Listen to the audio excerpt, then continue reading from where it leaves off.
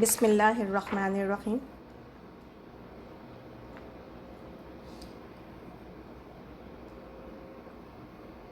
آج 13 جولائی ہے 2020، منڈے کا دن، اور آج ہم لوگ منڈے درس کے 7ویں کلاس میں ہیں، اور آج کا ٹاپک ہے عشرہ ذو الحجہ اور قربانی کے مسائل۔ میرا نام نکہت حیدر ہے۔ السلام علیکم ورحمۃ اللہ وبرکاتہ۔ انشاءاللہ دعا کے ساتھ اپنے پروگرام کی طرف چلتے ہیں۔ پروگرام کے آخر میں انشاءاللہ ہم لوگ سوال و جواب کے لیے بھی تھوڑا سا وقت دیں گے۔ آپ لوگ اپنے قربانی کے اعتبار سے اگر کسی کے پاس کوئی سوال ہو تو ضرور رکھیے گا، بات ہوتی ہے آپ لوگوں سے۔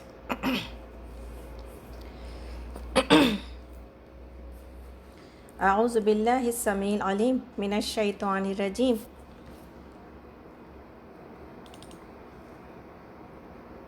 ایک منٹ۔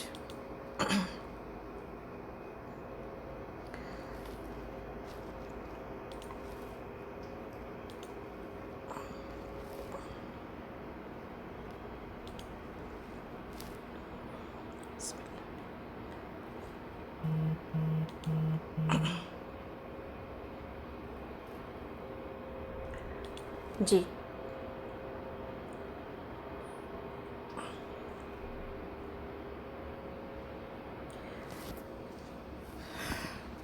انشاء اللہ تعالی ہم لوگ شروع کریں گے، اس لیے کہ آج فیس بک آن کرنا ہم بھول گئے، تو تھوڑا سا انتظار کر لیتے ہیں۔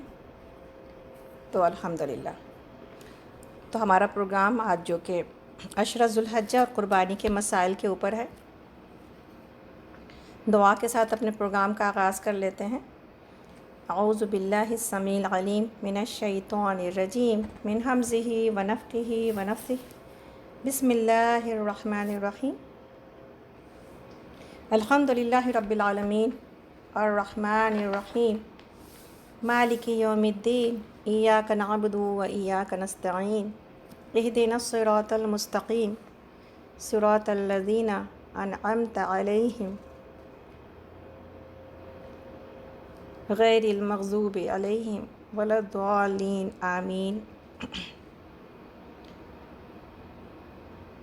اللہ کی حمد و ثنا کے ساتھ کہ الحمدللہ رب العالمین، سبحان اللہ و بحمدہ سبحان اللہ العظیم۔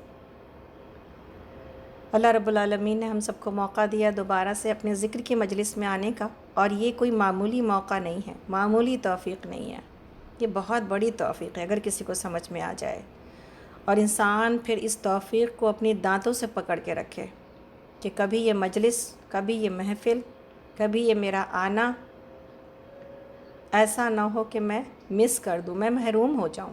اس لیے کہ انسان کو ہر وقت، ہر دن اللہ کے ذکر کے مجالس کی ضرورت ہے۔ کیوں؟ اس لیے کہ ہم ہر دن گناہوں میں، غفلتوں میں مبتلا ہو جاتے ہیں، اور ہر دن ہمیں ایسی مجلسوں کی ضرورت ہوتی ہے جہاں پر فرشتے ہوں، جہاں پر اللہ کی رحمت ہو، جہاں پہ اللہ کی مغفرت ہو، جہاں پہ جنت کا وعدہ ہو، جہاں پہ جہنم کی آگ سے رہائی کی خوشخبری ہو۔ یہ ہیں وہ مجالس، الحمدللہ۔ تو اللہ کا شکر ادا کرتے ہوئے اور پھر نبی صلی اللہ علیہ وسلم کے اوپر درود کے ساتھ اپنے پروگرام کا آغاز کرتے ہیں۔ اللہم صلی علی محمد وعلی آل محمد کما صلیت علی ابراہیم وعلی آل ابراہیم انک حمید مجید، اللہم بارک علی محمد وعلی آل محمد کما بارکت علی ابراہیم وعلی آل ابراہیم انک حمید مجید۔ رب اشرح لی صدری ویسر لی امری واحلل عقدۃ من لسانی یفقہوا قولی واجعل لی وزیرا من اہلی، ربنا زدنا علما ربنا زدنا علما ربنا زدنا علما، اللہم فقہنا فی الدین، اللہم فقہنا فی الدین، اللہم فقہنا فی الدین، آمین یا رب العالمین۔ اللہم انا نسألک علما نافعا ورزقا طیبا وعملا متقبلا۔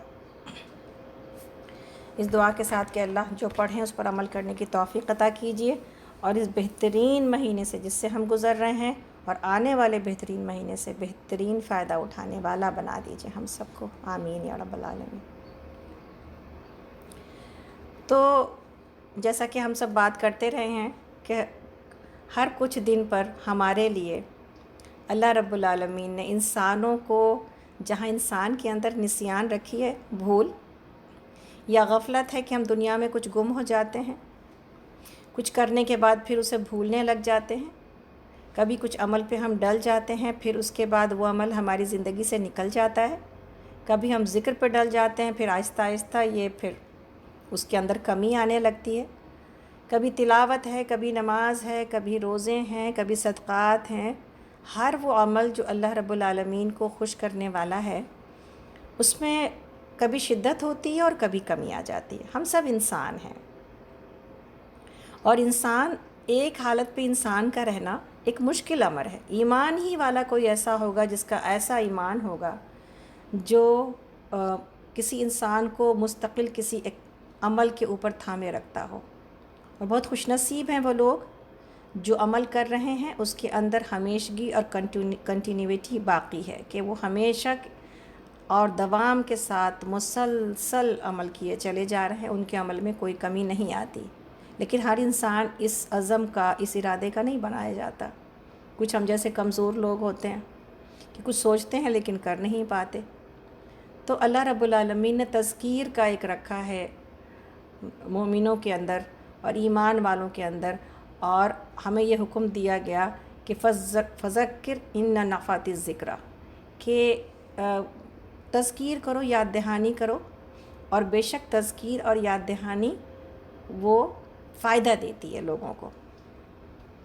تو ہر کچھ دنوں پر ایسے مہینے آتے جو ہمیں یاد دہانی کراتے، ہمارے عمل کے اعتبار سے بونس پوائنٹ سیل لگی ہوتی ہے نیکیوں کی، اور پھر ہم اپنی نیکیوں کی طرف توجہ کرنے لگ جاتے ہیں، پھر ہم اپنی کمر کو کس لیتے ہیں، پھر ہم مستعد ہو جاتے ہیں۔ انہی مہینوں میں سے یہ ذی القعدہ اور ذو الحجہ، یہ انہی مہینوں میں سے ہے جس میں نیکیاں بڑھ چڑھ کر اللہ کے ہاں اجر پاتی ہیں، جس میں برائیاں کرنے سے انسان ڈرنے لگ جاتا ہے۔ اور انہی ایام میں خاص طور پر یہ جو 3 مہینے حرام مہینے ہیں، ان میں سب سے زیادہ بہترین عشرہ ذو الحجہ، جو کہ 10 دن ہیں، شروع کے پہلی تاریخ سے لے کر 10 تاریخ تک اللہ رب العالمین نے اس کو بہترین دن قرار دیا ہے۔ راتوں کے اعتبار سے رمضان کی 10 راتیں بہترین ہیں، اور دنوں کے اعتبار سے عشرہ ذو الحجہ کے یہ 10 دن بہترین ہیں۔ تو گویا عشرہ ذو الحجہ کے فضائل اگر ہمیں جاننا ہو تاکہ ہم اس کے اندر عمل کر سکیں اور ان دنوں کی اہمیت کو سمجھ سکیں کہ یہ دنیا کے تمام ایام میں یہ ایام افضل ہیں، اور شکر ہے یہ ہر سال آتے ہیں ہمارے اوپر، جیسے رمضان آتا ہے ہمارے اوپر۔ تو سلسلۃ الصحیحہ میں یہ حدیث موجود ہے، اور حضرت جابر رضی اللہ عنہ اس کے راوی ہیں کہ نبی کریم صلی اللہ علیہ وسلم نے ارشاد فرمایا کہ دنیا کے سارے ایام کے مقابلے میں 10 ایام یعنی عشرہ ذو الحجہ سب سے زیادہ افضل ہے۔ آپ سے پوچھا گیا کہ اگر اتنے ہی دن جہاد فی سبیل اللہ میں گزارے جائیں تو وہ بھی ان کے برابر نہیں ہیں؟ تو آپ نے فرمایا جہاد فی سبیل اللہ میں گزارے ہوئے دن بھی ان جیسے نہیں، سوائے اس شخص کے جو شہید ہو جائے۔ سبحان اللہ۔ تو آپ دیکھیے کہ یہ ہے وہ بہترین دن جس میں جہاد جیسی کوشش اور محنت کرنے کی ضرورت ہے۔ اسی طرح بخاری کے میں حدیث ہے کہ عمل صالح کے لیے یعنی نیک عمل کے لیے یہ ایام یعنی ماہ ذو الحجہ کے ابتدائی 10 دن اللہ کے نزدیک سب سے زیادہ محبوب ہیں۔ تو صحابہ کرام رضی اللہ عنہم نے پوچھا یا رسول اللہ، کیا اللہ کے راستے میں جہاد کرنا بھی اتنا محبوب نہیں؟ تو آپ نے فرمایا اللہ کے راستے میں جہاد کرنا بھی اتنا محبوب نہیں، سوائے اس کے کہ انسان اپنی جان اور مال کے ساتھ نکلے پھر کسی بھی چیز کے ساتھ واپس نہ لوٹے۔ یعنی مال بھی اللہ کے راستے میں خرچ ہو گیا، گھوڑا بھی شہید اور خود بھی شہید، تو یقیناً اس کا عمل زیادہ محبوب ہوگا، ورنہ اس کو چھوڑ کر باقی تمام اعمال اللہ تعالیٰ کو ان ایام میں زیادہ محبوب ہیں۔ اور ایک اور روایت میں ہے کہ نبی صلی اللہ علیہ وسلم نے فرمایا کہ وہ خیر کا عمل جو قربانی کے عشرے میں کیا جائے، یعنی نیکی کا وہ عمل جو قربانی کے عشرہ میں کیا جائے، اللہ تعالیٰ کہ ہاں اس سے زیادہ پاکیزہ اور اس سے زیادہ اجر والا عمل کوئی نہیں۔ تو یہی سوال دوبارہ سے کیا گیا کہ کیا جہاد فی سبیل اللہ بھی نہیں؟ تو آپ نے یہی جواب دیا۔ تو راوی حدیث کہتے ہیں کہ اس حدیث کے بنا پر سعید بن جبیر بہت بڑے فقیہ تھے اور یہ تابعی ہیں۔ آپ نے نبی صلی اللہ علیہ وسلم کو نہیں دیکھا، آپ نے صحابہ کو دیکھا ہے۔ جب عشرہ ذو الحجہ شروع ہوتا تو عبادات میں اتنی محنت کرتے کہ ان جیسی عبادت کرنا دوسروں کے لیے مشکل ہو جاتا۔ آپ دیکھیں نا، یہ منزل، یہ راستہ، یہ دروازہ تو کھلا ہے، کسی کے لیے بند نہیں ہے۔ جو چاہے اس دروازے اور اس راستے کو اختیار کر لے اور اس دروازے سے داخل ہو جائے۔ تو اس میں صرف اور صرف اجر سے روکنے والی ذات کون سی ہے، یا اجر سے پیچھے انسان کیوں رہ جاتا ہے؟ اس لیے کہ ہمیں پتہ نہیں کہ آسمان سے کیسی برکتیں نازل ہو رہی ہیں اور کیسے لوگ اس سے فائدہ اٹھا رہے ہیں۔ ہم تو دنیا کی برکتوں کے پیچھے بھاگ بھاگ جو آنکھوں سے دکھائی دے رہی ہیں نا، اس میں ہمیں نہ دن کا پتہ، نہ رات کا پتہ، نہ جو ہے وہ اللہ کے اجر کا پتہ، نہ اس سیل کا پتہ کہ کیا برس رہی ہے اللہ کی رحمت اور ہم کتنا فائدہ اٹھا سکتے ہیں۔ تو سلف جب یہ بات ان کو بتا دی گئی ہے تو ہم ہر سال سنتے ہیں، آلموسٹ یہی باتیں ہیں جو ہم ہر سال آپ کو بتاتے ہیں، اور یہی باتیں ہیں جو ہر کوئی کسی دوسرے کو بتاتا ہے، اس لیے کہ اس کی اہمیت کے لیے یہی احادیث ہیں۔ اب میری ذات اور آپ کی ذات اس بات کے لیے ذمہ دار ہے کہ اس صحیح بات اور بہترین بات کا کتنا فائدہ میں نے اپنی دانتوں سے پکڑ لیا ہے، میں نے کیا سوچ لیا۔ ابھی سے ارادہ کریں، اپنے پاس لکھیں کہ آپ عشرہ ذو الحجہ میں کیا کیا کریں گے۔ انشاءاللہ تعالی ہم آگے بھی بات کریں گے، لیکن یہ بہت ضروری ہے کہ اسی حدیث کے بنا پر سعید بن جبیر کا یہ عالم تھا کہ کوئی ان سے آگے نہ نکل پاتا۔ یہی احادیثیں ہم اور آپ پڑھتے ہیں، ہم پڑھتے ہیں، ابھی سنتے ہیں، پھر ابھی دنیا کی ابھی ذرا اس درس کے مجلس سے ہم اٹھے اور پھر دنیا نے ہمارے آنکھوں کے آگے آخرت کی پٹی باندھ دی کہ اب کچھ نہیں دکھائی دیتا، آخرت تو دکھائی نہیں دیتی سوائے دنیا کے۔ تو ہر کسی کا یہ حال نہیں ہے، لیکن بہت زیادہ ہمارا حال اسی سے ملتا جلتا ہے، بولنے والا بھی ویسے ہی۔ اور اگر دیکھا جائے دنیا میں حالات، تو ہم اسی طرح دنیا جو سامنے دکھائی دے رہی ہے نا، اس کے اثر سے مغلوب ہو جاتے ہیں اور کس طرح اپنا وقت آخرت میں دینے کے بجائے اور آخرت کی تیاری کرنے کے بجائے دنیا میں گم کر لیتے ہیں۔ تو دوسری چیز جو اس کی فضیلت ہے وہ کیا ہے؟ پہلی چیز تو یہ بات ہمیں پتہ چل گئی، بہترین ایام ہے اور سب سے زیادہ اللہ تعالیٰ کو ان ایام کی نیکی پسند ہے۔ دوسری چیز یہ کہ انہی ایام میں یوم عرفہ بھی ہے۔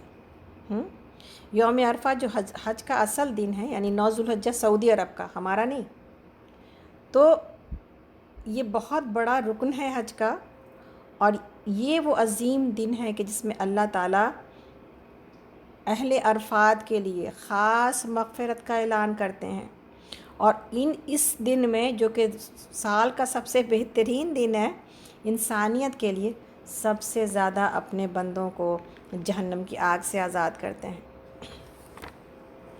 تو یہ انہی دنوں میں یوم عرفہ بھی ہے۔ میرے لیے یوم عرفہ میری 9 تاریخ ہے، اور جو لوگ کے حج پہ ہیں ان کے لیے ان کی 9 تاریخ ہے۔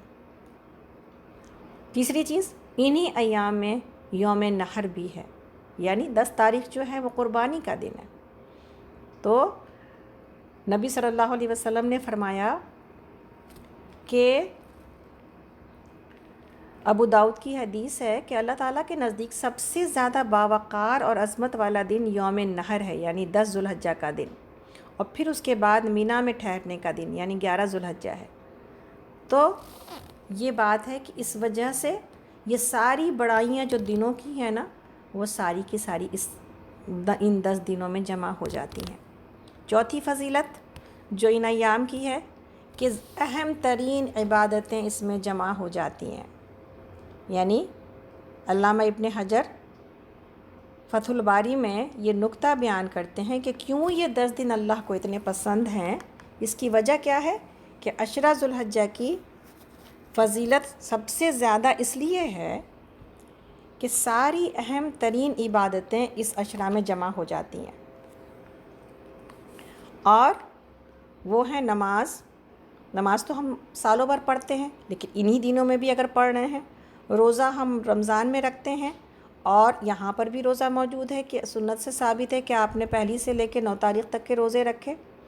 صدقہ ہم سالوں بھر کرتے ہیں، روزہ ہم سالوں بھر رکھ سکتے ہیں، نماز ہم سالوں بھر پڑھتے ہیں، لیکن حج ہم انہی ایام میں امت کرتی ہے اور لوگ کرتے ہیں۔ حج کسی اور دنوں میں نہیں کیے جا سکتے۔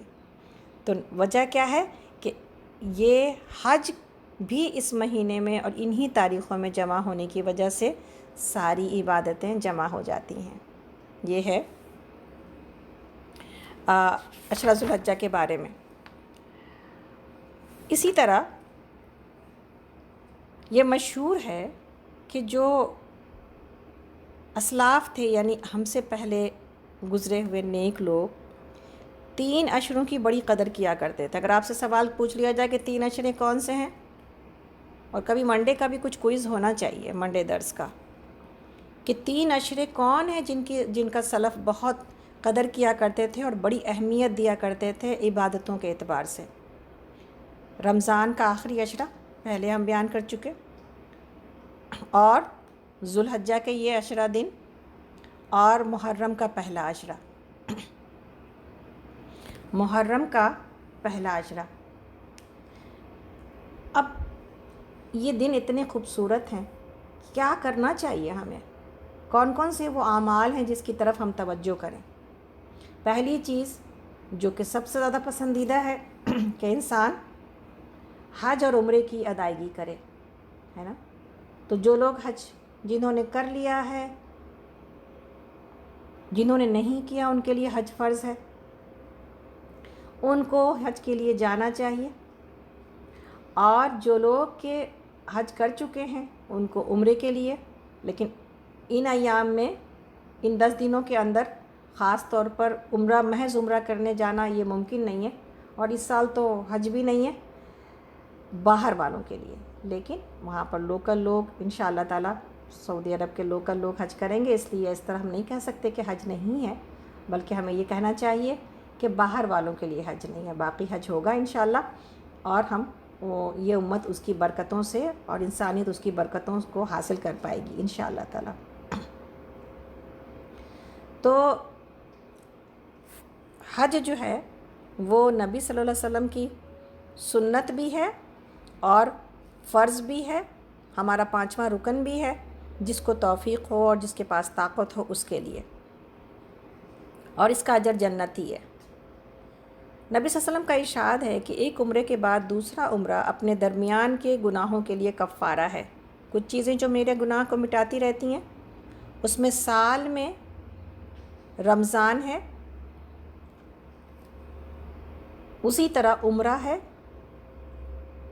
زندگی میں حج ہے، سال میں رمضان ہے اور عمرہ ہے، اور ہفتے میں جمعہ ہے، اور ہر دن کیا ہے؟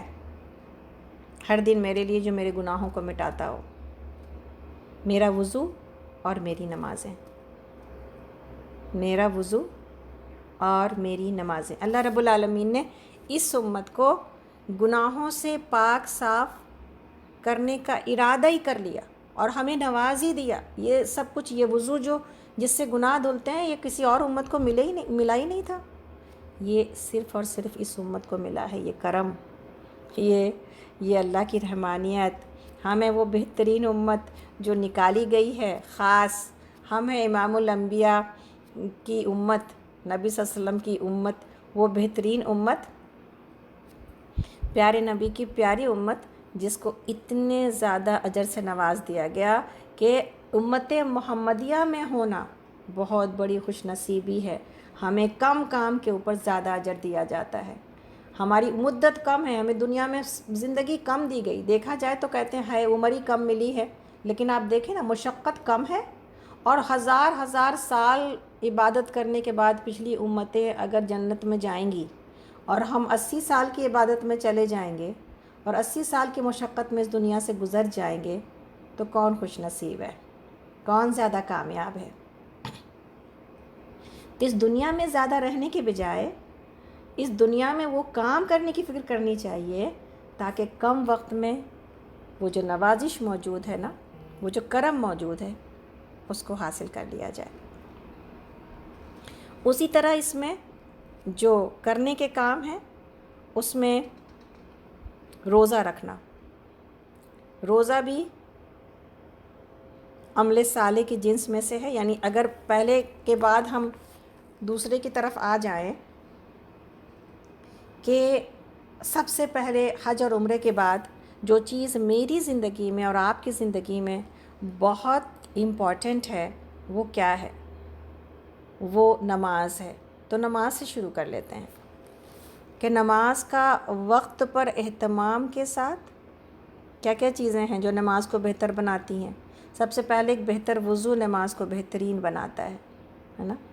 اس کے بعد نماز کے لیے وقت پر آنا نماز کو بہترین بناتا ہے. اسی طرح اہتمام کے ساتھ یعنی خوشی خوشی اور پوری توجہ سے نماز کا ادا کرنا نماز کو بہترین بناتا ہے. اسی طرح لمبا قیام کرنا نماز کو بہترین بناتا ہے. لمبے رکوع اور لمبے سجدے نماز کو خوبصورت بناتے ہیں.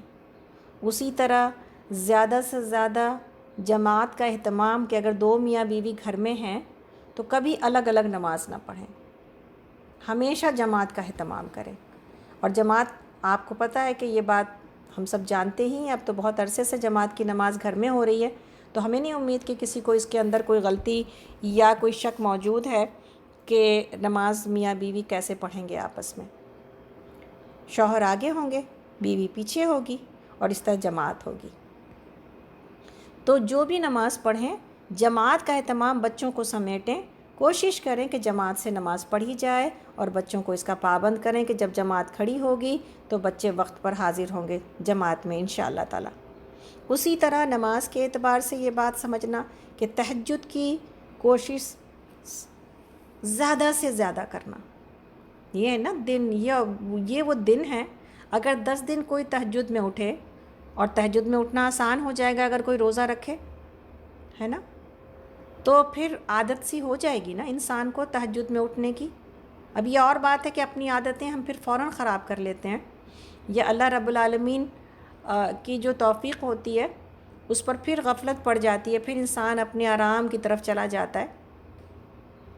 لیکن اگر دیکھا جائے تو یہ کام اتنا مشکل نہیں ہے, لیکن ہم اس مشکل کی طرف جانے کے بجائے اور اس کو آسان بنانے کی بجائے اس کو ناممکن بنا دیتے ہیں. وجہ کیا ہے؟ وجہ یہی ہے کہ ہم محنت کرنا نہیں چاہتے آخرت کے لیے. دنیا کی محنتوں کو آپ دیکھیں, ابھی میرے پاس پچھلی بار بھی ہم نے دیا تھا, ایک اگزامپل دی تھی دنیا کی محنتوں کے بارے میں, لیکن ابھی کبھی ایسی کہیں پر کوئی چیز نظر بھی آ جاتی ہے کہ ابھی ہم اپنے دیکھ رہے تھے ڈرائیو وے کو, ہمارے پڑوس میں کوئی مسلمان ہی رہتے ہیں, بڑی عمر کے ہیں, وہ اپنا ڈرائیو وے کلر کر رہے ہیں. تو اتنی گھنٹوں سے ہم ان کو دیکھ رہے ہیں کہ وہ اس کو اس محنت انہماک کے ساتھ کہ جو کنارے ہیں نا اس کو, یعنی بیچ میں تو چلو بڑے رولرز لگا رہے ہیں وہ, لیکن کنارہ جو ہے جو واک وے کے ساتھ لگا ہوا ہے, اس خوف سے کہ کہیں کلر واک وے کے اوپر نہ چڑھ جائے تو برش کے ساتھ سارے کناروں کو, تو اس بات کو دیکھتے ہوئے یعنی ہم صبح 7 بجے سے ابھی تک وہ اس کام میں لگے ہوئے ہیں. تو ہم یہ نہیں کہہ رہے کہ یہ کرنا نہیں چاہیے, ہم یہ کہہ رہے ہیں کہ دنیا کے خوبی یا دنیا کے فائدے کے لیے انسان کتنا لگاتا ہے اپنے آپ کو, اور ہم سب اس میں شامل ہیں. گھر کی صفائی ہو جائے, کھانے پکانے ہو جائے, کتنی محنت کرتے ہیں, کہیں تقریب میں جانا ہو جائے, کسی شادی میں شرکت کرنا ہو جائے, کتنے گھنٹے لگاتے ہیں ہم. لیکن تو ہر مشکل جو سامنے پیش آتی ہے دنیا کے فائدے کے لیے، ہم تو اس مشکل کو آسان بنا لیتے ہیں نا، اس لیے کہ دنیا کا فائدہ موجود ہوتا ہے، لیکن جو آخرت کا فائدہ ہے اس کے لیے ہم ہمت ہار دیتے ہیں۔ کیوں؟ اس لیے کہ ہمیں اجر کا پتہ نہیں ہوتا، یا اجر کا یقین نہیں ہوتا، یا اگر یقین بھی ہے اور پتہ بھی ہے پھر ہم کہتے ہیں دیکھی جائے گی بعد میں، ہے نا، ابھی آج تو یہ مشکل ہے، کل سوچیں گے، کل اٹھیں گے، کل کریں گے۔ تو نماز کی کوشش اپنے پاس لکھیں کہ اگر ہم تہجد نہیں پڑھ رہے تو تہجد پڑھی جائے گی، اگر وقت پر نماز نہیں ہو رہی تو وقت پر نماز ہوگی، اگر نوافل نہیں پڑھے جا رہے تو نوافل ادا کیے جائیں گے۔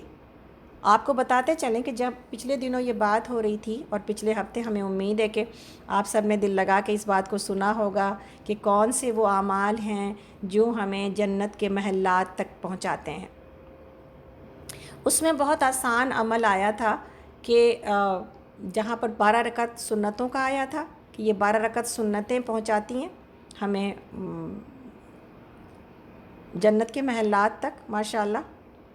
وہیں پر 4 رکعت چاشت کی بھی بات آئی تھی کہ 4 رکعت چاشت پڑھنے والا، چاشت کے اوقات میں کوئی 4 رکعت یعنی 2 کر کے پڑھے 4، تو وہ جنت کے محلات تک پہنچاتے ہیں۔ اسی طرح ہمیں یہ بات پتہ چلی تھی کہ کوئی اگر 10 دفعہ سورۃ الاخلاص کو پڑھتا ہے تو جنت کا ایک محل اپنے لیے تعمیر کر لیتا ہے، حاصل کر لیتا ہے۔ تو اس کا 100 اس کی ایک تسبیح پڑھ لینا کتنا مشکل کام ہے، 15 منٹ لگے، 15 منٹ اور گھنٹوں ہم کہاں لگا دیتے ہیں، لیکن اگر ایک تسبیح سورۃ الاخلاص کی پڑھ لیں تو 10 محل میرے لیے جنت میں بن جائیں گے۔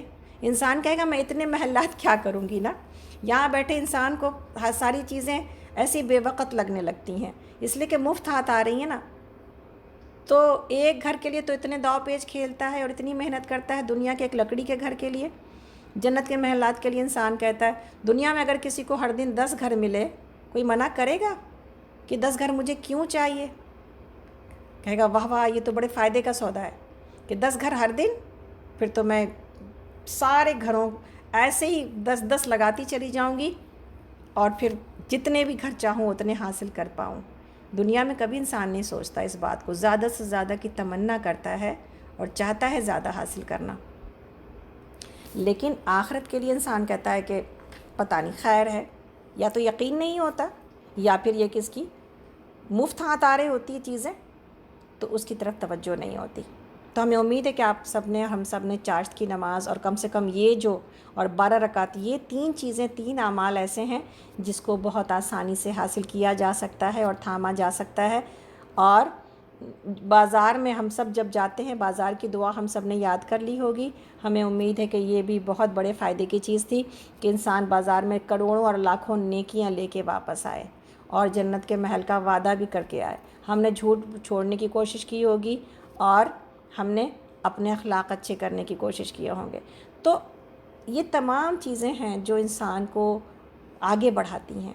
انسان کا کردار، ابھی تزکیہ نفس کے اعتبار سے جو چیزیں ہم نے پڑھی تھیں کہ مسلسل ایک جد و جہد اور کوشش ہے میری زندگی میں کہ میری زندگی اور میرا نفس، میری جان اللہ کے قریب ہو جائے، اس لیے کہ اللہ نے اپنی روح پھونکی ہے، اپنے ہاتھوں سے بنایا ہے ہمیں۔ میری کوشش مسلسل نیکیوں کی طرف بڑھنے کی ہونی چاہیے، مسلسل برائیوں سے، گندگی سے اپنے آپ کو پاک کرنے کی ہونی چاہیے۔ اور یہ وہ دن آتے رہتے ہیں، بیچ بیچ میں ہمیں کیٹلسٹ کا کام کرتے ہیں کہ ہمیں بڑھاتے چڑھاتے ہیں، ہمیں پتہ چلتا ہے اب اگر میں نے محنت کی تو میں زیادہ حاصل کر پاؤں گی۔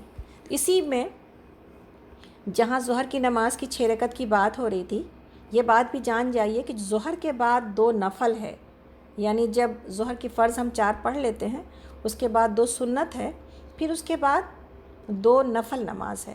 ان 2 نفل نماز کے بارے میں حدیث میں یہ ہے کہ یہ 2 نفل نمازیں جہنم کی آگ سے آزادی دلاتی ہیں۔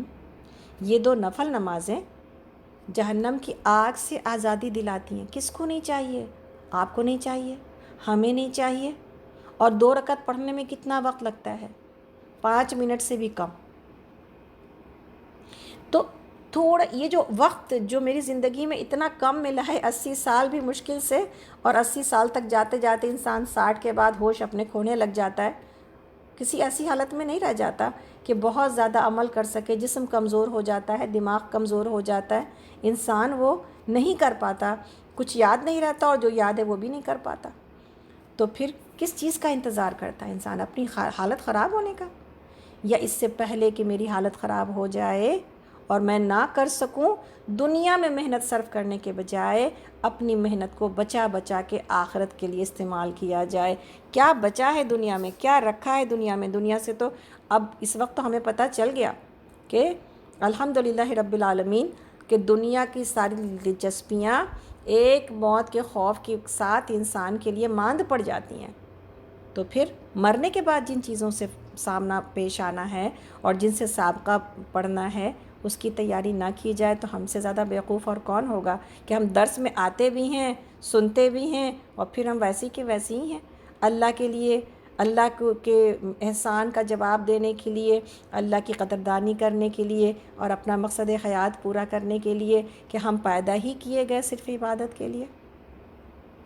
تو دعا کرتے ہیں کہ اللہ رب العالمین ہم سب کو اس کی توفیق عطا کرے کہ ہم زیادہ سے زیادہ اللہ کی عبادت میں وما خلقت الجن والانس الا لیعبدون کو، کہ میں نے نہیں پیدا کیا تم کو اور جناتوں کو صرف اس لیے، انسانوں کو اور جن کو صرف اس لیے کہ اللہ کی عبادت کریں انشاءاللہ۔ اور عبادت کا بہترین جو اللہ کو پسند ہے، وہ سب سے زیادہ اللہ تعالیٰ خوش ہوتے ہیں جب اس کی پکار پر لبیک کہا جائے، جب اس کی طرف دوڑا جائے، جب اس کے آگے سجدہ ریز ہوا جائے۔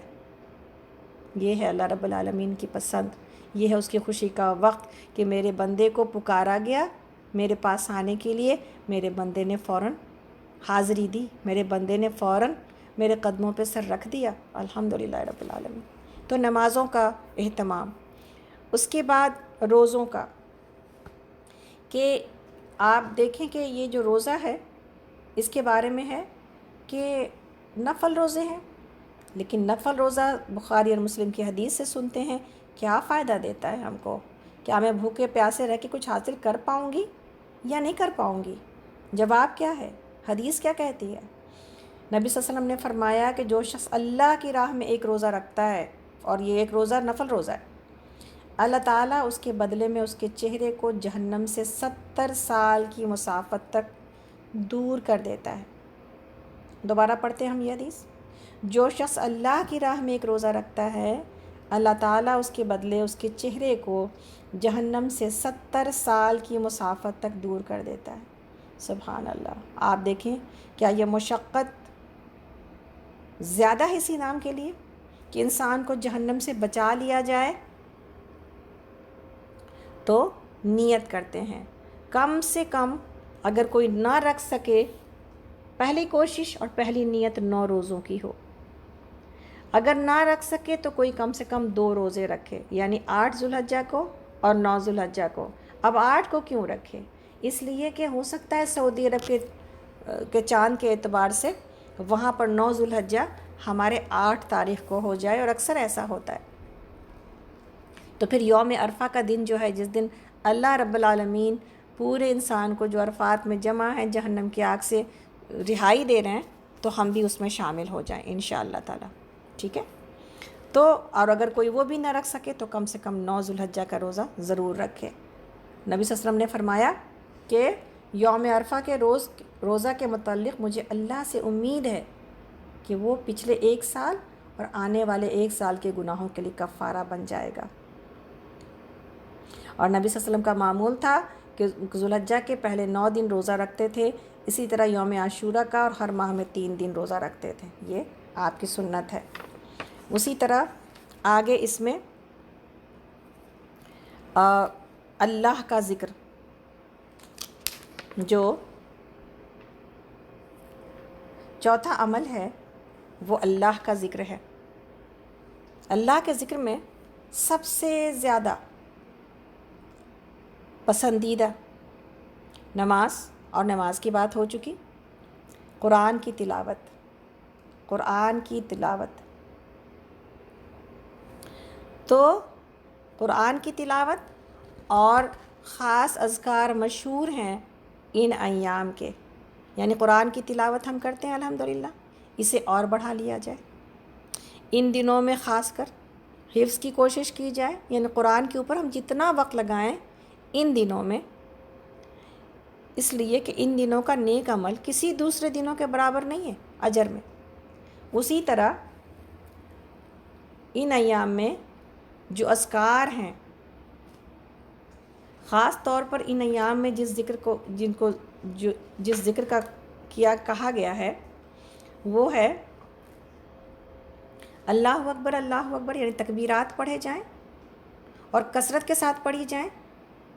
اللہ اکبر لا الہ الا اللہ واللہ اکبر وللہ الحمد۔ یہ ہے وہ تکبیرات جو خاص طور پر یوم عرفہ کی نماز فجر سے لے کر، یعنی پورے 10 دنوں میں بھی پڑھی جائیں، اور خاص طور پر یوم عرفہ کی نماز فجر سے لے کر 13 ذوالحجہ کے عصر کی نماز تک، اس دوران فرض نماز کے بعد بھی اور دوسرے اوقات میں بھی یہ تکبیرات اللہ اکبر لا الہ الا اللہ واللہ اکبر وللہ الحمد۔ اسی طرح مشہور ہے کہ الحمدللہ کبیرہ، اللہ اکبر کبیرہ والحمدللہ کثیرہ وسبحان اللہ بکرۃ واصیلا، یہ بھی بہت مشہور ہے۔ یہ تکبیرات ہمیں امید ہے کہ آپ سب کو یاد ہیں، اگر کسی کو نہیں یاد تو انشاءاللہ تعالی ہم لوگ سکینت پہ ڈالیں گے اور آپ کو یہ تمام تکبیرات مل جائیں گی انشاءاللہ تعالی۔ تو تذکیر کرنا ہے، اللہ کا ذکر کرنا ہے کثرت کے ساتھ۔ اس ذکر میں ایک ذکر ہے جو کہ خاص طور پر بہت زیادہ پسند ہے اللہ رب العالمین کو۔ اس ذکر کو پہلے بھی ہم کئی ایک دفعہ بیان کر چکے ہیں، لیکن آج پھر اس لیے کہ پھر سے ذکر کا موقع ہے نا۔ ایسے دن ہیں جب کہ انسان اپنی زبان کو اللہ کے ذکر سے تر رکھے، تو سوال یہ پیدا ہوتا ہے ہم کیا کیا پڑھیں۔ اس میں بہت ضرورت ہے کہ ایک کلمہ، چند کلمات جس کے بارے میں معلوم ہونا چاہیے۔ کون سے ہیں کلمات جو کہ سب سے زیادہ اللہ رب العالمین کو پسند ہیں؟ اس کے اجر کو آپ لکھتے جائیے۔ پہلی بات، یہ تسبیحات اللہ تعالیٰ کے ہاں سب سے زیادہ محبوب کلام ہے، بہت پسند ہے اللہ کو۔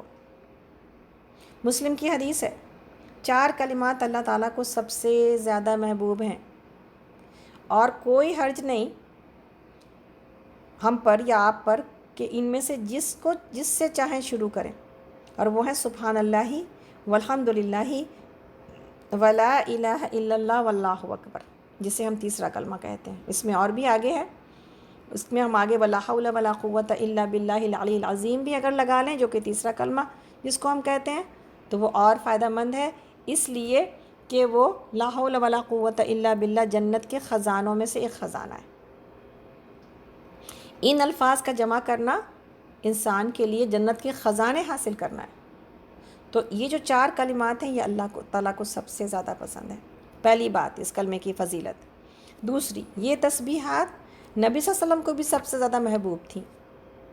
حدیث موجود ہے مسلم کی کہ اگر میں سبحان اللہ والحمدللہ ولا الہ الا اللہ واللہ اکبر کہوں تو یہ مجھے ہر اس چیز سے محبوب ہے جس پر سورج طلوع ہوا، یعنی دنیا کی ہر چیز سے۔ اگر میں سبحان اللہ والحمدللہ ولا الہ الا اللہ واللہ اکبر کہوں تو یہ مجھے ہر اس چیز سے محبوب ہے جس پر سورج طلوع ہوا، یعنی دنیا کی ہر چیز سے۔ تو یہ کلمات نبی صلی اللہ علیہ وسلم کے اوپر کو بھی بہت پسند تھے، اور آپ ان کلمات کی کثرت کرتے فجر کے بعد اور عصر کے بعد، تو یہ پڑھتے رہنا ہے۔ اسی طرح تیسری اس کی فضیلت کیا ہے؟ جنت میں انسان درخت لگا لیتا ہے۔ ترمذی کی حدیث ہے اور سلسلۃ الصحیحہ میں بھی موجود ہے، حضرت عبداللہ بن مسعود اس کے راوی ہیں اور روایت کرتے ہیں کہ نبی صلی اللہ علیہ وسلم نے ارشاد فرمایا کہ اسراء اور معراج کی رات میری ملاقات حضرت ابراہیم علیہ السلام سے ہوئی، تو انہوں نے کہا اے محمد صلی اللہ علیہ وسلم، اپنی امت کو میری طرف سے سلام پہنچا دینا اور انہیں آگاہ کرنا کہ جنت کی مٹی بہت اچھی ہے، اس کا پانی انتہائی میٹھا ہے اور اس کی زمین بالکل ہموار ہے، اور سبحان اللہ والحمد للہ ولا الہ الا اللہ واللہ اکبر کے ساتھ اس میں شجر کاری کی جا سکتی ہے، یعنی ان میں درخت لگائے جا سکتے ہیں۔ اور ایک اور حدیث میں ہے کہ ایک مرتبہ حضرت ابو ہریرہ رضی اللہ عنہ درخت لگا رہے تھے کہ ان کے پاس سے نبی صلی اللہ علیہ وسلم کا گزر ہوا، تو آپ نے فرمایا اے ابو ہریرہ، کیا میں تمہیں اس سے بہتر شجر کاری نہ بتاؤں، یعنی اس سے بہتر درخت کا لگانا؟ ابو ہریرہ رضی اللہ عنہ نے کہا کیوں نہیں اے اللہ کے رسول؟ تو آپ صلی اللہ علیہ وسلم نے فرمایا تم سبحان اللہ والحمد للہ ولا الہ الا اللہ واللہ اکبر کہا کرو، ہر ایک کے بدلے میں تمہارے لیے جنت میں ایک درخت لگا دیا جائے گا۔ ابن ماجہ کی حدیث ہے۔ تو آپ یہ دیکھیں کیا مشکل کام ہے، کوئی مشکل ہے؟ اپنی جنت اپنے باغ کو اپنے ہاتھوں سے، یہاں پر کتنا ابھی سمر ہے نا، ہم سب کتنی کوشش کر رہے ہیں کہ تھوڑی سی سبزی ہو جائے، تھوڑا باغ ہمارا گرین ہو جائے، کچھ پھول اگ جائیں، کوئی کچن گارڈن میں لگا ہوگا، کوئی پھولوں کے اگانے میں لگا ہوگا، اور ہمیں بھی بہت شوقین تمام چیزوں کا، لیکن اس شوق کے ساتھ ساتھ اپنے گھر کو، اس دنیا میں گھر کو سجانے کے ساتھ ساتھ اور دنیا کے فائدوں کے ساتھ ساتھ انشاءاللہ ہمیں امید ہے کہ اپنے جنت کے محلات کو سجانا اور اپنے جنت کے باغوں کو سجانے کی بھی فکر کرنی چاہیے۔ ہم یہاں بیٹھے وہاں درخت لگا سکتے ہیں، سبحان اللہ، اس سے اچھی کوئی بات اور ہو سکتی ہے؟ اور خوبصورت بات کہ ہم یہاں بیٹھے ان الفاظ کے ذریعے وہاں پہ درخت لگا سکتے ہیں۔ کتنی ناممکن سی بات ہے جو ممکن ہو رہی ہے ان الفاظ کے ذریعے، ٹھیک ہے؟ تو پھر آپ یہ دیکھیں اس کے بارے میں کہ یہ تیسرا اجر کتنا عظیم ہے۔ چوتھا، حضرت عبداللہ بن عمرو رضی اللہ عنہما کا بیان ہے کہ نبی صلی اللہ علیہ وسلم نے ارشاد فرمایا کہ خطۂ زمین پر، ترمذی کی حدیث ہے کہ خطۂ زمین پر جو شخص بھی یہ کلمات کہے لا الہ الا اللہ واللہ اکبر و سبحان اللہ والحمد للہ ولا حول ولا قوت الا باللہ، تو اس کے گناہ مٹا دیے جاتے ہیں، چاہے وہ سمندر کے جھاگ کے برابر ہی کیوں نہ ہوں۔ اللہ اکبر۔ تو اس کے گناہ مٹا دیے جاتے ہیں چاہے وہ سمندر کے جھاگ کے برابر ہی کیوں نہ ہوں۔ حضرت انس بن مالک کا بیان ہے، تو آپ یہ دیکھیں کہ یہ ہے وہ، اور یہ تیسرا کلمہ ہے پورا مکمل، اور علماء یہ کہتے ہیں کہ یہاں پر تعداد نہیں بتائی گئی، تو محض ایک بار بھی پڑھ لینا اس اجر کو پہنچا دیتا ہے، ایک بار بھی پڑھ لینا اس اجر کو پہنچا دیتا ہے۔ تو آپ دیکھیں کہ کون سے وہ اعمال ہیں جو میرے گناہ سمندر کے جھاگ کے برابر بھی ہوں تو اللہ رب العالمین معاف کرنے پر تیار ہیں۔ آپ دیکھیں کہ یہ جو گناہ ہے، جب یہ باتیں کی جاتی ہیں نا تو حقوق نہیں معاف ہوتے۔ کسی کا حق میرے اوپر ہے، کسی کی کوئی چیز میں نے رکھ لی ہے، ظلم کیا ہے کسی کے اوپر، یہ نہیں معاف ہوتے۔ ہاں، اللہ کا حق معاف ہو جاتا ہے۔ تو سمندر کے جھاگ کے برابر بھی لے کے آنے میں، اور اللہ رب العالمین چاہے تو وہاں پر شاید میرے اگر کوئی جانے انجانے مجھ سے کوئی غلطی ہو گئی ہے، انسان اپنی توجہ اس بات کے اوپر رکھے کہ میں کسی انسان کو تکلیف نہ دوں انشاءاللہ۔ لیکن اللہ سے یہ بھی اچھی امید رکھنی چاہیے کہ جب یہ کہا جا رہا ہے کہ سمندر کے جھاگ کے برابر بھی گناہ ہوں گے تو معاف کر دیا جائے گا، تو اگر جانے انجانے کسی کا حق میں نے کبھی کسی کا کیا بھی ہوگا، کوئی ایسی کوئی غلطی ہوئی ہوگی، تو اللہ رب العالمین اس کو معاف کر دیں گے۔ 3 ایسے اعمال ہیں جن کے بارے میں ہے کہ یہ سمندر کے جھاگ کے برابر بھی اگر گناہ ہوں تو معاف کر دیے جاتے ہیں۔ ہم ہمیشہ آپ سے پوچھتے رہے ہیں، لیکن آج تو ہمارے سامنے کوئی پبلک ہی نہیں ہے کہ پوچھا جائے، تو پھر ابھی بتا ہی دیتے ہیں آپ سب کو، نئے لوگوں کو فائدہ ہو جائے گا انشاءاللہ تعالی۔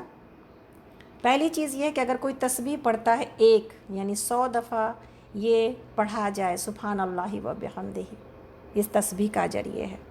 صبح کے اوقات میں یہ تسبیح پڑھ لینی چاہیے، سبحان اللہ و بحمدہ کی ایک تسبیح 100 دفعہ پڑھنے والے کو یہ اجر مل جاتا ہے کہ اس کے گناہ معاف کر دیے جاتے ہیں، چاہے تو وہ سمندر کے جھاگ کے برابر بھی کیوں نہ ہو۔ دوسرا ابھی ہم نے پڑھا یہ تیسرا کلمہ، کوئی انسان اگر ایک بار بھی پڑھ لیتا ہے اس کو یہ اجر موجود ہے، لیکن یہ کثرت کے ساتھ پڑھنا چاہیے۔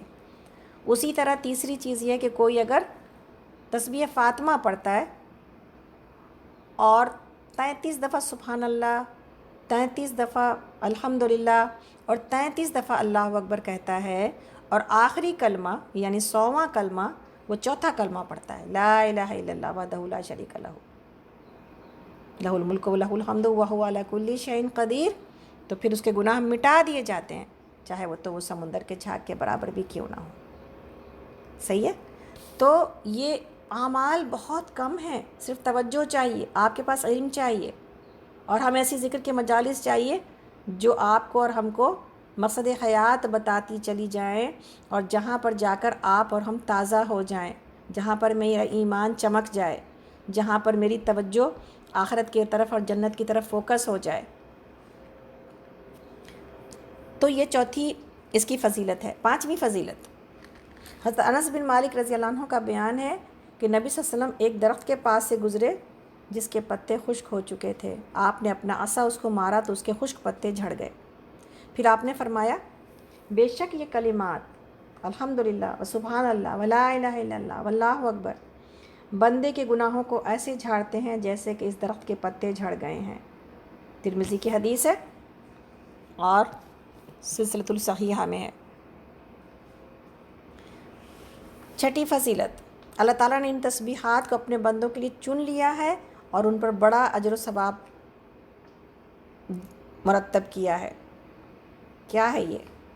ابو ہریرہ رضی اللہ عنہ راوی ہیں، اور یہ حدیث ہے سلسلۃ الصحیحہ میں اور مسند احمد میں کہ بے شک اللہ تعالیٰ نے کلام میں سے 4 کلمات کو چن لیا ہے، سبحان اللہ والحمد للہ ولا الہ الا اللہ واللہ اکبر، لہٰذا جو شخص سبحان اللہ کہے اس کے لیے 20 نیکیاں لکھ دی جاتی ہیں، اس کے 20 گناہ معاف کر دیے جاتے ہیں، اور جو شخص اللہ اکبر کہے اس کے لیے بھی اسی طرح، اور جو شخص لا الہ الا اللہ کہے اس کے لیے بھی اسی طرح، اور جو شخص اپنی طرف سے الحمدللہ رب العالمین کہے تو اس کے لیے 30 نیکیاں لکھ دی جاتی ہیں اور اس کے 30 گناہ مٹا دیے جاتے ہیں۔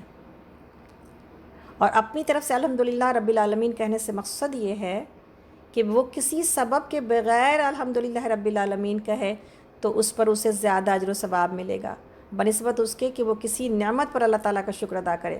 مثلاً کھانے پینے پر تو ہم کرتے ہیں نا، کوئی وجہ موجود ہے، لیکن بلا وجہ کوئی خاص اس وقت وجہ موجود نہیں ہے میرے سامنے، لیکن ہم اللہ کے لیے الحمدللہ رب العالمین کہتے رہیں تو یہ اجر 30 نیکیاں ملتی چلی جاتی ہیں۔ اور آپ اور ہم کو یہ بات بتائی گئی ہے کہ یہی کلمہ ہوگا ہمارا جنت میں انشاءاللہ، اللہ تعالیٰ ہم سب کو جنت الفردوس میں جگہ عطا کرے، آمین، کہ یہ کلمہ ہوگا انسان کا، وہاں ہر وقت انسان اپنے رب کی نعمت کا شکر ادا کر رہا ہوگا، الحمدللہ رب العالمین، یہ اس کا کلمہ ہوگا۔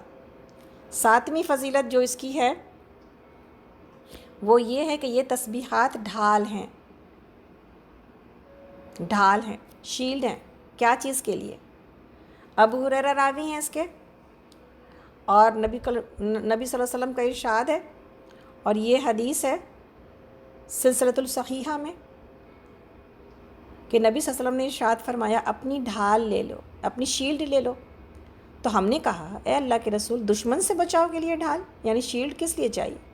وہ تو دشمن سے بچاؤ کے لیے، اس کے وار کو جو ہے روکنے کے لیے ڈھال کا استعمال کرتے تھے نا۔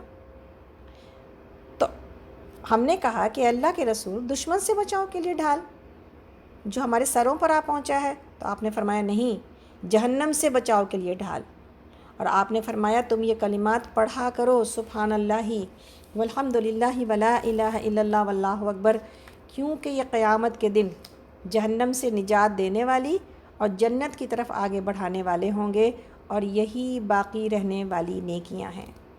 باقیات الصالحات یہی ہیں، سورہ کہف میں ہم پڑھا ہے اس کی تفصیل کہ باقیات الصالحات یہی وہ نیکیاں ہیں، یہ وہ الفاظ ہیں جو مرنے کے بعد بھی فائدہ دیتے ہیں انسان کو، پڑھنے والے کو، اللہ رب العالمین نے اس کے لیے اتنا خوبصورت اجر رکھ دیا ہے کہ پھر انسان اس کے باوجود اس کی طرف محنت نہ کرے تو پھر محروم ہے۔ 8ویں بات جو کہ بہت خوبصورت ہے، 8واں اجر، کہ یہ تسبیحات عرش کے ارد گرد اپنے پڑھنے والے کا ذکر کرتی ہیں۔ آپ اور ہم پڑھتے یہاں ہیں اور یہ ہمارا پڑھا ہوا جاتا وہاں ہے اللہ کے عرش کے نیچے، اور میرا ذکر ہو اللہ کے عرش کے نیچے، کون نہیں چاہتا؟ تو سبحان اللہ، آپ دیکھیں کیا ہے اس امت کی فضیلتیں، اور کیا اللہ نے ہمیں کلمات کو بھی زبانی، صرف زبانی جمع خرچ کو بھی قبول کیا ہے اپنے راستے میں، اور کس درجہ قبولیت دی ہے، اور کتنا اجر موجود ہے، اور کتنی نعمتیں موجود ہیں، اور کتنی بلندی موجود ہے۔ اللہ اکبر۔ حضرت نعمان بن بشیر رضی اللہ عنہ اس کے راوی ہیں، اور نبی صلی اللہ علیہ وسلم سے اس کو بیان کرتے ہیں۔ ابن ماجہ کی حدیث ہے اور سلسلۃ الصحیحہ میں موجود ہے یہ حدیث، کہ اللہ تعالیٰ کی بزرگی سے جو تم یاد کرتے ہو یہ تسبیحات بھی ہیں، سبحان اللہ والحمد للہ ولا الہ الا اللہ واللہ اکبر، یہ عرش باری تعالیٰ کے ارد گرد گھومتی ہیں، یہ عرش باری تعالیٰ کے ارد گرد گھومتی ہیں، اور ان سے شہد کی مکھیوں کی آواز کی طرح ایک آواز آتی ہے جس میں وہ اپنے پڑھنے والے کا تذکرہ کرتی ہیں۔ تو کیا تم میں سے کوئی شخص اس بات کو پسند نہیں کرتا کہ کوئی اس کا تذکرہ کرنے والا بنے؟ حدیث یہاں پہ مکمل ہوتی ہے، لیکن آپ یہ دیکھیں کہاں پر تذکرہ ہو میرا، ہم دن رات روتے ہیں، پریشان ہوتے ہیں، فلاں نے مجھے یاد نہیں کیا، فلاں نے مجھے یاد نہیں کیا، پتہ نہیں لوگ میرے بارے میں اگر تذکرہ بھی کریں تو اچھا تذکرہ کرتے ہیں یا برا تذکرہ کرتے ہیں، لوگوں کی فکروں میں رہتا ہے، ہو کیئرس لوگ آپ کو اور ہم کو یاد کریں یا نہ کریں، ہم اللہ کو یاد کریں اور ہمارا ذکر اللہ کے پاس ہو۔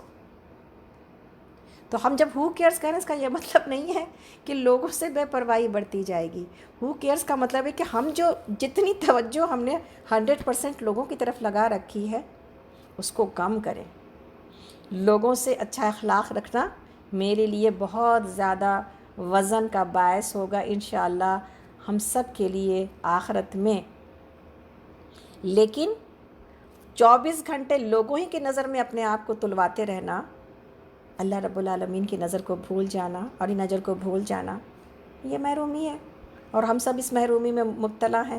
اللہ تعالیٰ ہمیں معاف کرے کہ ہم پھر بھی یہ سب کچھ پڑھنے اور جاننے کے باوجود بھی ہم اس کی طرف توجہ نہیں کر پاتے، لیکن انشاءاللہ آج پڑھ رہے ہیں اور سیکھ رہے ہیں، اور کوشش کریں گے کہ آج کے دن سے، ابھی عشرہ ذو الحجہ میں تو دیر ہے، لیکن آج کے دن سے ہی ہم لوگ انشاءاللہ اس کی کوشش کرنے والے ہیں انشاءاللہ تعالیٰ۔ تو آپ یہ لکھیے اپنے پاس بھی۔ اسی طرح اس کا 9واں جو فائدہ ہے وہ کیا ہے؟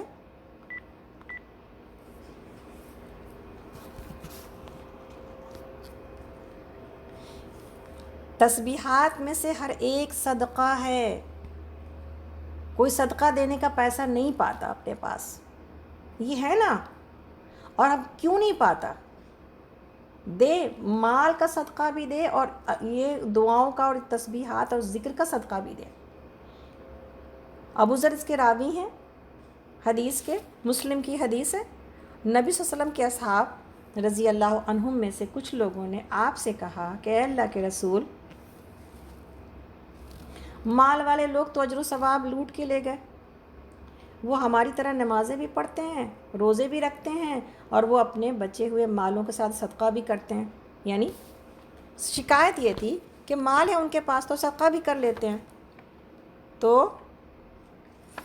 نبی صلی اللہ علیہ وسلم نے فرمایا، کیا اللہ تعالیٰ نے تمہارے لیے بھی صدقہ کرنے کا ذریعہ نہیں بنا دیا؟ بے شک ہر سبحان اللہ صدقہ ہے، ہر اللہ اکبر صدقہ ہے، ہر الحمدللہ صدقہ ہے، اور ہر لا الہ الا اللہ صدقہ ہے، نیکی کا ہر حکم صدقہ ہے، اور ہر برائی سے روکنا صدقہ ہے۔ اللہ اکبر۔ آپ دیکھیں کتنی خوبصورت بات ہے، دن بھر انسان یہ صدقہ اللہ کے راستے میں خرچ کر سکتا ہے۔ اور امام بخاری رحمہ اللہ فرماتے ہیں کہ حضرت ابن عمر رضی اللہ عنہ، یعنی عبداللہ ابن عمر رضی اللہ عنہ، اور حضرت ابو ہریرہ رضی اللہ عنہ ماہ ذوالحجہ کے ان 10 دنوں میں بازار کو نکل جاتے اور تکبیر کہتے رہتے، پھر دوسرے لوگ بھی ان کی تکبیریں سن کر تکبیرات پڑھتے۔ تو گویا کہ جہری آواز میں ان دنوں میں تکبیرات کہنا، یعنی اونچی آواز میں تکبیرات کہنا، یہ بہت زیادہ پسندیدہ ہے عشرہ ذو الحجہ میں۔ تو جہاں ان کو ویسے پڑھتے رہنا ضروری ہے، وہیں پر خاص طور پر ان 10 دنوں میں اونچی آواز میں پڑھنا ضروری ہے۔ اور یہ بات ہم نے آپ کو تکبیرات بتا دی ہیں کہ یہ اللہ اکبر لا الہ الا اللہ واللہ اکبر وللہ الحمد ہے۔ تو یہاں پر ان تکبیرات کے سلسلے میں یہ بات آپ کو پتہ چلی ہمیں کہ یہ تکبیرات خاص طور پر ان تکبیرات کا جو ہے وہ پڑھنا اور ان تکبیرات کو اپنی زبانوں سے ادا کرتے رہنا، اس کے اندر یہ اتنی فضیلتیں موجود ہیں۔ الحمدللہ رب العالمین۔ تو انشاءاللہ ہم سب کوشش کرتے ہیں کہ ان کو اسی طرح ادا کریں، اور آج سے انشاءاللہ ادا کریں، اور اپنا وقت جو بھی خالی ہے میرے پاس، یعنی کوئی انسان کب کہے کہ میں نے ذکر کا وہ جو گول تھا میرا اس کو ریچ کر گیا ہوں یا ریچ کر گئی ہوں میں، کب؟ جب ہر سانس کے ساتھ تکبیرات شروع ہو جائیں، ہے نا؟ تو آپ دیکھیں کہ کتنا اجر حاصل کر پائیں گے۔ یہ جو دن ہے نا، آج کا دن، جس کے لیے ہم دعا صبح میں سکھائی گئی کہ اے اللہ تو اس دن کو فتح کر دے میرے لیے، اے اللہ تو اس دن کے اندر برکت ڈال دے، اے اللہ تو اس دن کے اندر میری مدد کر دے، اے اللہ تو اس دن کے تمام برائیوں سے اور شر سے مجھے بچا لے۔ تو اس فتح میں، برکت میں اور ہدایت میں اور نصرت میں یہ شامل ہے کہ آج کا دن میں آخرت کے لیے جمع کر لوں، یہی شامل ہے نا۔ اور اس کا سب سے آسان ترین طریقہ اللہ کے ذکر میں اپنی زبان کو تر رکھنا ہے، آسان ترین، اس سے زیادہ آسان کچھ ہو ہی نہیں سکتا۔ اور ہم پڑھ آئے کہ اللہ کے ذکر میں زبان کو تر رکھنے میں کتنے سارے فائدے ہیں۔ اللہ کو سب سے زیادہ پسندیدہ، اللہ تعالیٰ کے یہاں سب سے زیادہ بلند درجات کو بلند کرنے والا، اللہ کے راستے میں سونے اور چاندی کو خرچ کرنا، اللہ کے راستے میں جہاد کے لیے نکلنا، اللہ کے راستے میں